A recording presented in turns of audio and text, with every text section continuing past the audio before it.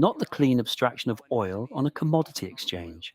Real oil, black, viscous, erupting from Iranian earth under pressure that has been building for 60 million years, catching fire at the flare stacks of Abadan and burning orange against the flat Persian sky 24 hours a day, visible from 50 kilometers in every direction, like a signal that something enormous is happening here and the benefits are flowing somewhere else.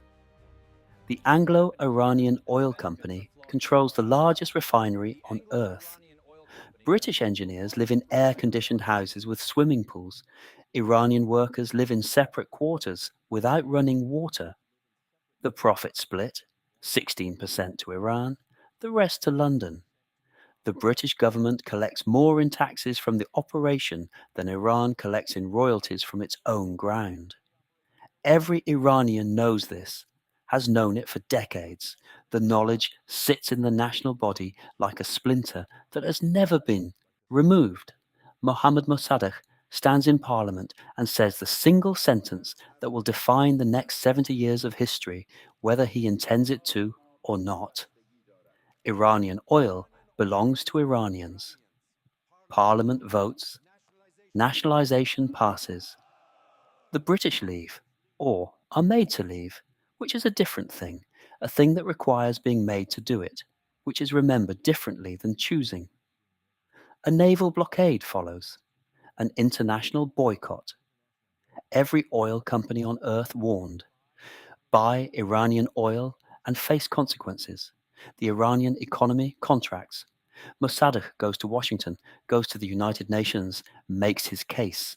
A democracy, freely elected, exercising sovereignty over its own earth. Truman listens. Then Eisenhower is elected. August 19th, 1953. CIA Operation Ajax. Paid mobs fill Tehran streets. The army moves. Mossadegh is arrested in his pajamas at 4 in the morning. The Shah, who fled days earlier, returns on an American aircraft. The CIA cables Washington. Operation successful. Minimal casualties. In Tehran, everyone knows what happened. They know by the next morning. They never stop knowing. The knowledge passes from father to son for 3 generations and does not become softer with the passing. It becomes harder, more specific, more personal. This is the foundation. Everything else is built on it. The Shah modernizes. This is the official description, and it contains truth, roads, universities, land reform, women's suffrage.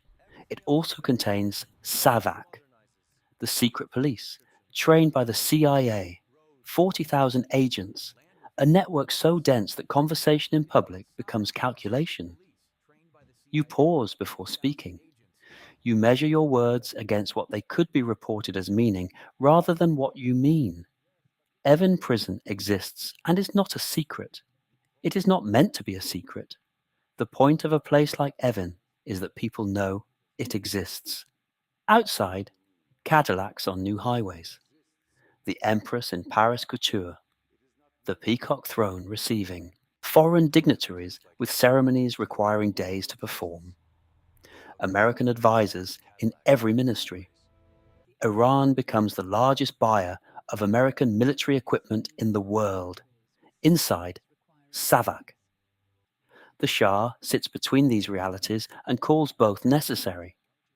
The Americans agree, or agree enough, and the weapons keep coming, and the training continues, and the relationship is completely transactional, and both sides know exactly what the transaction is. A mosque in Qom, Ruhollah Khomeini, black turban, eyes that his followers call burning, and his opponents call calculating, both descriptions reaching for the same quality in different directions.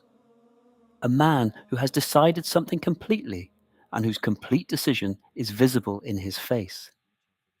He speaks against the status of forces agreement, American military personnel in Iran immune from Iranian law. An American soldier commits a crime on Iranian soil and faces an American court, or no court. Khomeini calls it capitulation. calls it the same logic as the oil concessions. Iran's sovereignty sold incrementally to foreign powers while Iranians stand in their own country with no recourse under their own law. Arrested, exiled, a small house outside Paris.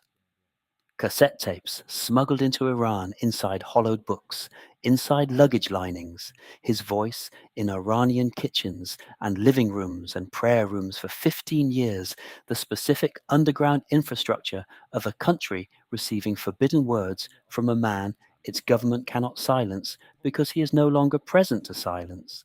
The tapes circulate. The Shah's Savak knows. More arrests. The tapes keep coming.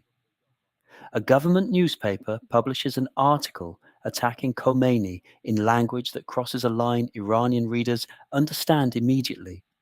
The next day, protests in Qom, dead. 40 days later, Shia mourning period, more protests, more dead. 40 days after that, the cycle feeding itself with the momentum of a country that has run out of other options. September 8, 1978, Jale Square. The army fires into the crowd. The government says 86 dead. Witnesses say hundreds. The cameras are confiscated. The photographs that escape are partial. The country does not recover. It is past the point where recovery is the relevant category. Oil workers strike.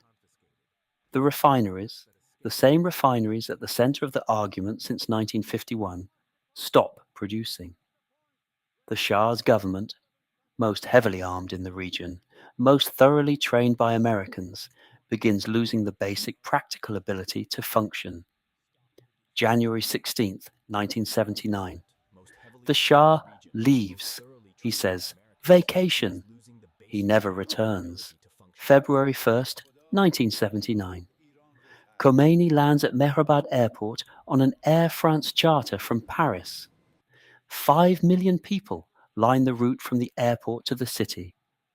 He looks out the aircraft window at the crowd. His expression does not change. He has expected this. He steps off the plane. November 4th, 1979. The American Embassy. 14 acres in central Tehran. A small American city, inside an Iranian one. Students go over the wall. The Marines follow rules of engagement and do not fire. 66 Americans taken, blindfolded, paraded. The images circle the planet within hours. American diplomats on American sovereign territory held by students in a country that 3 months earlier was America's closest regional ally. The stated demand, return the Shah for trial. Carter refuses. The Shah is dying, and Carter will not hand a dying man to a revolutionary tribunal. The students will not release the hostages. The standoff becomes the 444 days that reshape the relationship permanently. The rescue mission, Operation Eagle Claw, ends in the Iranian desert when helicopters malfunction and aircraft collide and 8 Americans die in the dark at a place called Desert One without reaching Tehran. The burning aircraft play on every television in America. They play differently on every television in Iran. The hostages come home January 20th, 1981. 20 minutes after Reagan takes the oath. The timing so precise, it has generated decades of disputed claims about what was negotiated and by whom. The full truth has never been established. The embassy does not reopen. The diplomatic relationship severed in 1980 has not been restored in 45 years. September 1980, Saddam Hussein invades Iran. The war lasts 8 years. 1 million dead minimum. Poison gas used against Iranian troops, the first large-scale chemical weapons used since the First World War.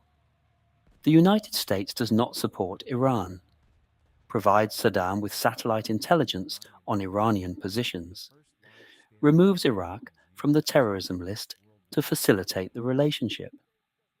A special envoy visits Baghdad, shakes hands with Saddam, and the photograph exists and has been looked at many times since. Iran fights largely alone for 8 years against an American backed enemy. This is not the Iranian interpretation. This is the documented record. An Iranian opposition group reveals undeclared nuclear facilities. The IAEA investigates. Bush places Iran in the axis of evil. Sanctions accumulate across 2 decades into the most comprehensive economic pressure campaign in history outside wartime. The Iranian currency loses 80% of its value. Medicine grows scarce.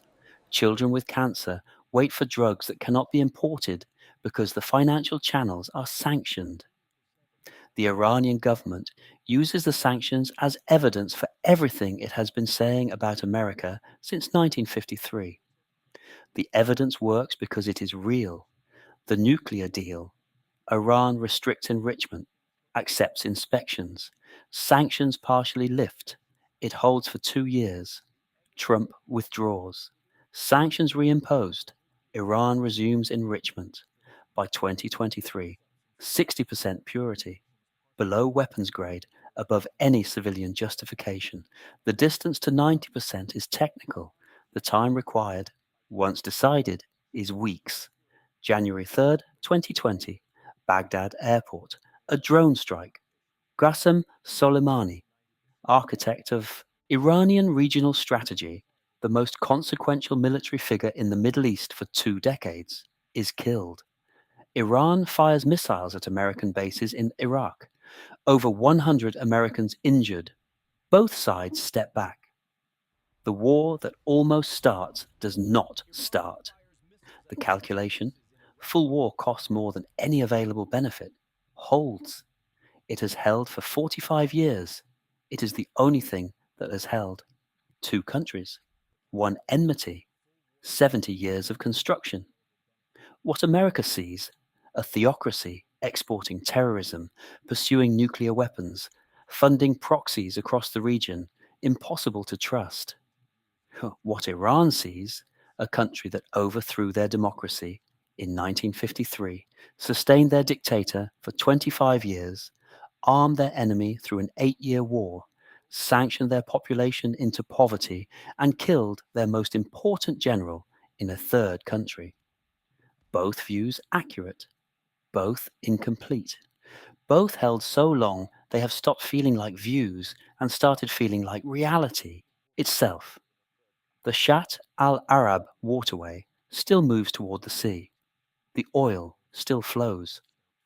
Different companies now, different flags, different arrangements, the same earth, the same water, the same unresolved accumulation of what was done and what was remembered and what was never repaired, moving steadily. As water moves, toward wherever water goes when no one is watching. Hard cut to black. And what was remembered and what was never repaired, moving steadily. As water moves toward wherever water goes, when no one is watching.